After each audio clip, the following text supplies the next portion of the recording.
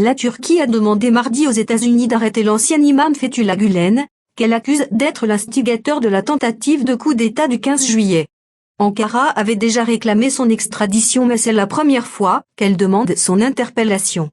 Un tribunal d'Istanbul avait également émis un mandat d'arrêt international.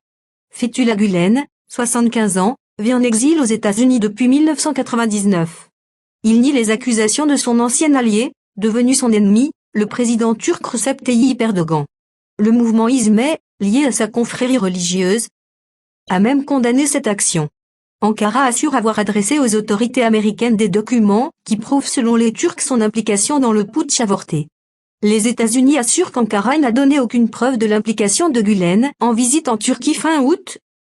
Le vice-président américain Joe Biden avait déclaré comprendre les sentiments intenses du gouvernement et du peuple turc au sujet de Gülen tout en réclamant plus d'éléments incriminant l'ex-imam si elle voulait obtenir son extradition. Il avait précisé qu'aucune preuve de son implication présumée dans le coup d'État raté n'avait été présentée. Dans la nuit du 15 au 16 juillet, une fraction de l'armée s'est soulevée tentant de renverser le pouvoir.